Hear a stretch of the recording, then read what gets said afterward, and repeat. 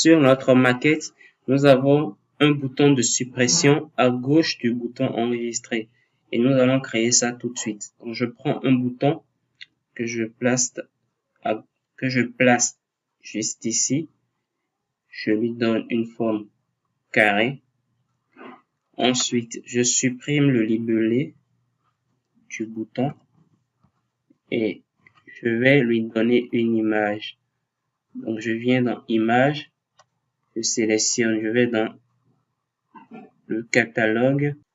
Ensuite, je mets Supprimer pour rechercher. Voilà, et je prends juste cette poubelle ici et je fais OK.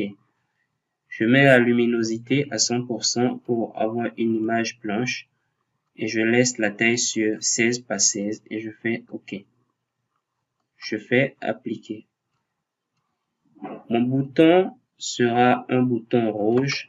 Donc, je viens dans Choisir un style et je prends un bouton standard. Ceci va me permettre de supprimer tous les styles que nous propose le gabarit, c'est-à-dire ce fond bleu. Et je vais pouvoir personnaliser moi-même mon bouton. Donc, je prends bouton standard et je fais OK. Une fois que ça c'est fait, je peux aller dans Description. Déjà, on va donner un nom à notre bouton. On va lui donner le nom Supprimer. Voilà. Ensuite, je vais dans les styles. Je prends l'élément cadre extérieur. La couleur de fond, je vais lui donner une couleur rouge. Le cadre, je ne veux pas de cadre et je fais Appliquer. Et je fais OK. Donc, j'ai un bouton tout rouge ici.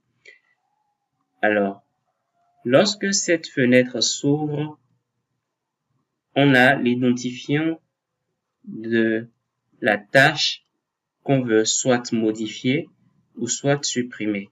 Donc, ce que nous allons faire, nous venons dans Code. Une fois qu'on est dans le code du bouton Supprimer, nous allons dans un premier temps rechercher notre tâche à supprimer. Donc, je fais HLI recherche premier. Je recherche dans la table tâche. La rubrique que je recherche, c'est ID tâche. Ensuite, la valeur qui est recherchée, c'est GNID tâche, c'est-à-dire le paramètre de notre fenêtre. D'accord? Et une fois que je fais cette recherche, ensuite je fais si htrouve. Le fichier concerné, c'est le fichier tâche. Alors, je fais hsupprime.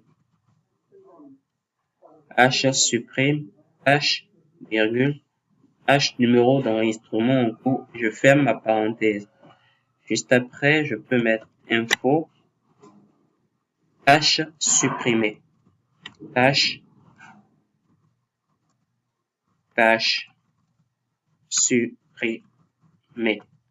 Alors, ce bouton, par défaut, lorsque je viens sur ma fenêtre principale et que je lance mon application, si je fais nouvelle tâche, si c'est une nouvelle tâche, ce bouton ne sera pas visible.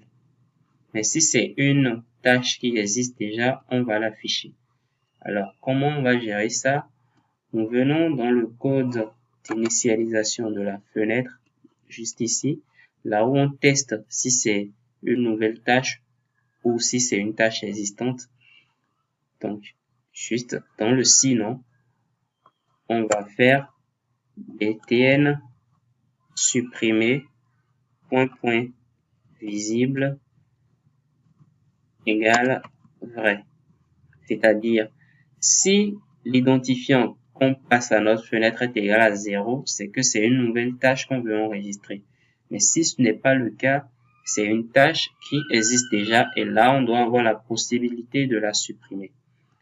Maintenant, notre bouton ici, par défaut, elle est pas visible. Donc, nous allons décocher la case visible et je fais OK. Donc, on va tester notre fenêtre si je fais Go. Si je fais nouvelle tâche, vous voyez, notre bouton supprimer n'est pas visible. Mais si je fais un double clic sur ma tâche ici, vous voyez, le bouton est visible et je peux supprimer ma tâche.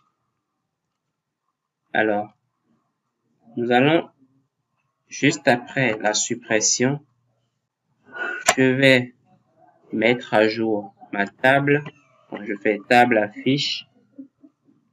La table que je veux mettre à jour est sur la fenêtre principale.